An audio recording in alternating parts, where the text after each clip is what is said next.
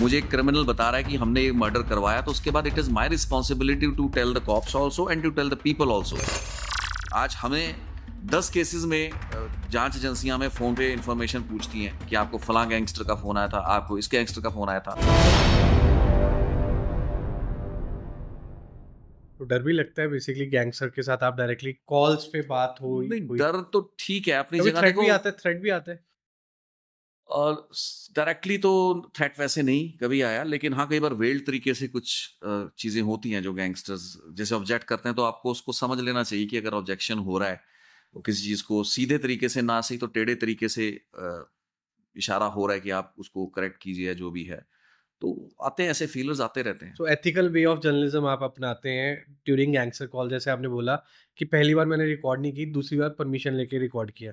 नहीं, उसको बताया कि रिकॉर्डिंग करूंगा और करूंगा करूंगा। इंटरव्यू करनी है, अदरवाइज मुझे क्या करना उससे बात करके, क्योंकि मेरा इंटरेस्ट उससे बात करने में सिर्फ यही था ना, क्योंकि जो आपने मुझे पहले ही दिन बताया, क्योंकि वो मेरी जिम्मेवारी थी ना कि अगर मुझे एक क्रिमिनल बता रहा है कि हमने ये मर्डर करवाया, तो उसके बाद it is my responsibility to tell the cops also and to tell the people also, जो जो लोग मेरे साथ कनेक्टेड हैं, कि ऐसी ऐसी घटना हुई है, क्योंकि उसने मुझे एक्सेस किया है। तो उसके बाद फिर मेरा इंटरेस्ट ये था कि अगर वो कल को चीज़ गलत निकल जाती है, कल को वो मुकर जाता है, कोई सोशल मीडिया पे पोस्ट डाल देता है कि ये तो गलत जानकारी थी, है ना, हम तो पीछे हटते हैं। अब हट गया ना, लॉरेंस बिश्नोई कोर्ट में कह रहा है कि हमारा कुछ लेना देना नहीं है। तो इंटरव्यू में तो उसने जो एबीपी चैनल के साथ बात की, तो उसमें तो उसने कई चीज़ें बोली, लेकिन कोर्ट में वो कुछ और हैं, इंटरव्यू पे कुछ और हैं।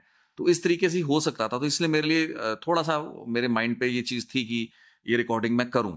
तो फिर वो हुई रिकॉर्डिंग, उस he agreed to it and वो रिकॉर्डिंग की and then it was aired also. तो उसके बाद फिर लोगों को पता चला जो चीज़ें, और गहराई में वो उसके मुंह से सुनना चाहते थे। प्रॉब्लम ये है कि अगर कोई बता दे तो शायद वो ना माने, लेकिन वो लोग शायद कुछ चीज़ें क्रिमिनल के मुंह से सुनना चाहते हैं, तो इट वाज लाइक तो दैट। अभी मैं आपकी कुछ रिपोर्ट्स भी पढ़ रहा था, देख रहा था इनफैक्ट, ये इंटरव्यू के बारे में, लॉरेंस बिश्नोई का जेल के अंदर इंटरव्यू कुछ कुछ आपका आपकी आपकी टिप्पणी क्या है सर? नहीं, वो ठीक है। मैं तो देखो, इंटरव्यू को तो मैं वैसे गलत नहीं मानता हूँ।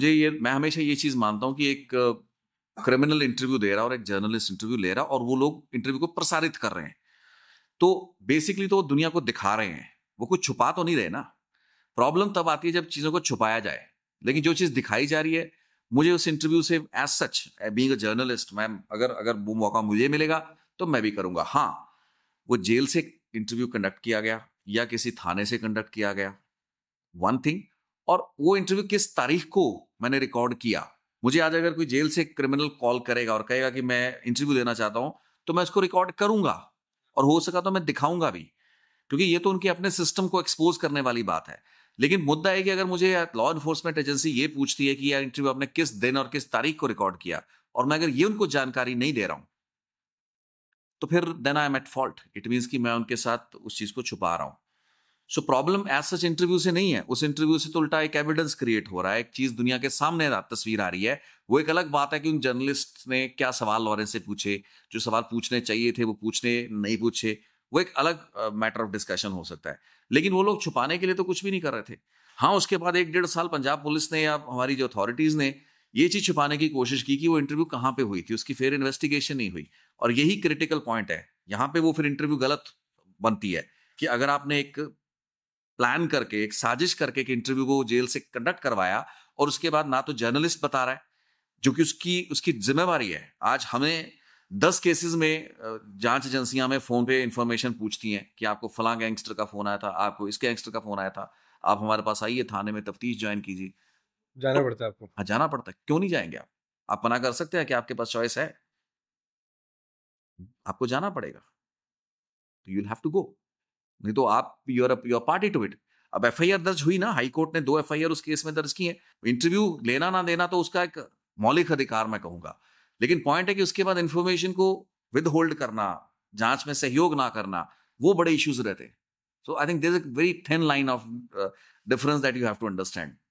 मतलब मैं उस जर्नलिस्ट की इंटरव्यू या उस इंटरव्यू को नहीं गलत मान सकता। हाँ, उसके बारे में जो जानकारी है, अगर आप वो नहीं देंगे लॉ एनफोर्समेंट एजेंसीज को, छुपाएंगे, कुछ काली भेड़ें जो होती हैं, ब्लैक शीप, चाहे पुलिस डिपार्टमेंट में हो चाहे जेल डिपार्टमेंट में, उनको बचाने की कोशिश करेंगे, मतलब चोरी भी करनी है और सीना चोरी भी करनी है, वो नहीं ना चलेगा। और आप बैठे कहाँ पे हैं? बहुत से जर्नलिस्ट दुनिया के किसी भी हिस्से में बैठे हैं, कुछ भी कर सकते हैं। खास करके किसी और मुल्क में कुछ हो रहा है, अमेरिका में बैठ के, कनाडा में बैठ के, ऑस्ट्रेलिया में बैठ के, पुर्तगाल में बैठ के आप कुछ भी यहाँ के बारे में बोल सकते हैं। लेकिन जब आप इंडिया में बैठ के बोलते हैं तो आपकी एक लायबिलिटी बनती है, आपको पता है यहाँ के कानून क्या है।